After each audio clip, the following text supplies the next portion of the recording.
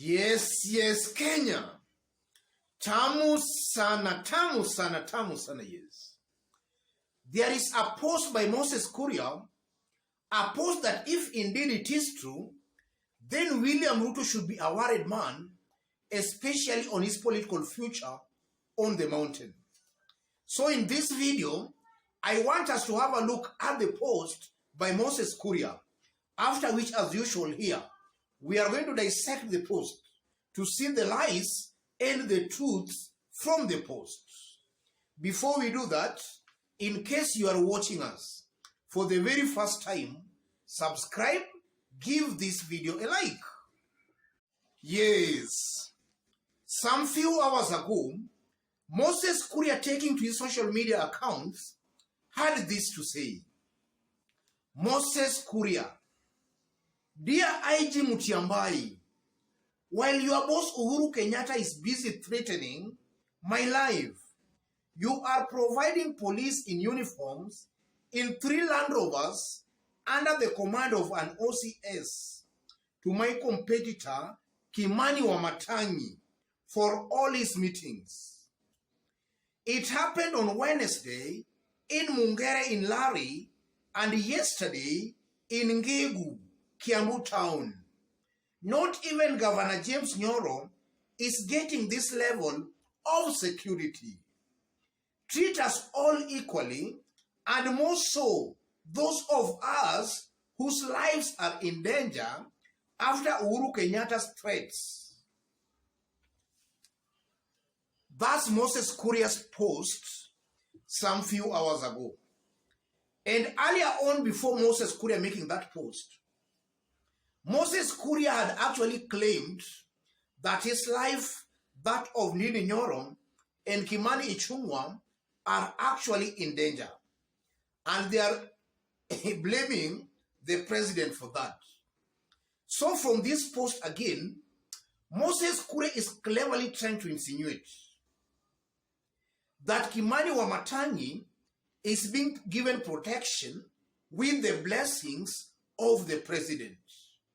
That's what I'm making from that post by Moses Kuria. So in this video, I want us to dissect that to see the lies and the truth here. Is Kimani Wamatangi the Trojan horse in William Ruto's UDA party? Or is Moses Kuria just playing his usual political games? Because Moses Kuria is a known propagandist. He's a politician mainly relying on lies and propaganda. That's what I want us to find out in this video. To accurately know whether Wamatangi is a Trojan horse in William Ruto's UDA party, we must first of all understand Wamatangi's brand of politics. How was he playing his politics when he was with Uhuru Kenyatta? And how is he playing his politics now that he crossed over to William Ruto's camp? That's the question, or that's something we must understand to know exactly the truth behind this post by Moses Kuria. When Wamatangi was still in Uhuru Kenyatta's camp, for those who have been keenly following Wamatangi and how he plays his politics, he was taking a middle kind of a ground.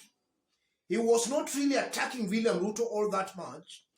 He was appearing as a person taking the middle ground. And that's largely has been Wamatangi's brand of politics. Anytime he's in the interviews or in some debates, he always takes somehow a middle kind of a ground. Now that he joined William Ruto, I'm seeing Wamatangi still playing the same politics he used to play when he was in Uhuru Kenyatta's camp. He's still taking a middle ground. You will not find Wamatangi really coming out very aggressively to attack Uhuru or even to insult Raila Odinga. He seems to be very much guarded. He seems to be taking a middle ground. And he seldomly attacks those two leaders, the president and Raila Odinga. If you look at Moses Kuria, Moses Kuria's brand of politics is very different to that of Wamatangi. To Moses Kuria, he believes that for him to be elected as Kiambu governor, then he should be attacking the president and consistently and frequently insulting Raila Odinga. That seems to be Moses Kuria's brand of politics, a departure from that of Wamatangi.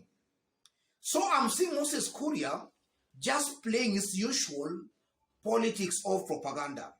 He wants Wamatangi to also play his politics of insulting and attacking Uhuru and Raila Odinga. That's one thing I'm seeing here. And then secondly, I'm also not ruling out the possibility that indeed Wamatangi might be a Trojan horse in William Ruto's camp. And that is because politics is never a straight line. We have seen spies actually being planted in politics before. And one reason that I believe Wamatangi in one way or the other might also be a spy or a Trojan horse in William Ruto's camp, Wamatangi might be working at the behest of some powerful people in government, not necessarily working expressly under the order of the president, but he might be working to fulfill some interest of some powerful people in Uhuru Kenyatta's government. People who are clearly Uhuru Kenyatta's close allies. So I'm also seeing a possibility where maybe some strong people in Uhuru's government might have approached Wamatangi after he won UDA's party ticket. They might have approached him, and they might actually even be fueling or even funding his campaigns in Kiambu. And the main reason of that is for Wamatangi to cross over immediately after August elections. And that will just weaken William Ruto on the mountain. That's also a possibility. Because also in politics, we are being told that if you can't beat them, join them and you will beat them. These powerful forces might have realized that they cannot beat William Ruto in Kiambu, so they want to use somebody in William Ruto's inner circle to actually beat William Ruto in that game. That's also a possibility that I'm seeing here. But above all, if you look at it from another angle, if you look at a majority of these leaders supporting William Ruto, especially from the mountain, it's clear some are expressly supporting William Ruto, not because they believe in William Ruto, but maybe because of the pressure from the ground. And I'm saying that because some few months ago, or other weeks ago, Karanja Tabitha, Keroche Brewery CEO, made it very clear that before she joined UDA, she wanted to join Azimio, but she did some survey on the ground, and the ground was Hustler. So she was forced to join Hustler. And even before she joined Hustler, she had some chats with James Orengo. And Orengo and that team gave her the blessings. So I'm seeing a high possibility again, where should Karanja Tabitha win Nakuru senatorial seat, which chances are very high, she's easily going to win. I'm seeing very high chances that should she win that seat, she will most definitely cross over to Raila's camp. That's also something I'm seeing here. And that's also just a proof that some leaders in William Ruto's camp might be in Ruto's camp or in UDA, not that they believe in William Ruto, but they're just there to get elected. And they can also easily be just used as Trojan horses. So I'm not ruling out the possibility that Wamatangi might also be such kind of a leader. And also, if you look at Moses Kuria, I honestly believe that Moses Kuria is just causing confusion in William Ruto's team, because those remarks can just actually help in weakening Wamatangi in Kiambu County. Assuming Wamatangi is weakened, Moses Kuria will not win that seat. It's also almost clear that it's either Kabogo or James Nyoro, who might run away with that seat, not Moses Kuria. So Moses Kuria is actually doing more damage than good to William Ruto. And I honestly believe that William Ruto is better off without Moses Kuria. Moses Kuria is doing more damage to him as far as the mountain politics are concerned.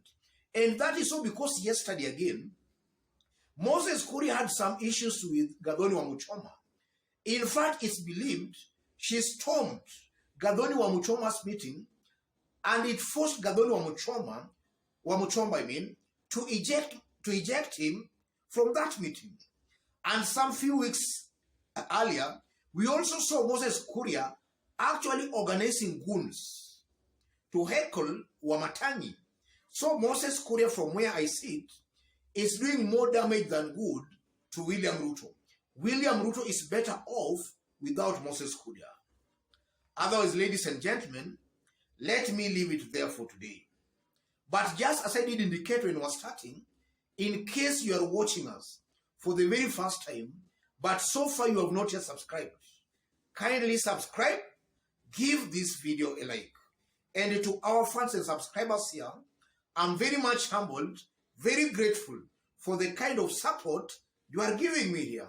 God bless you. God bless Kenya. To any other person watching us outside Kenya for the very first time, drop a comment.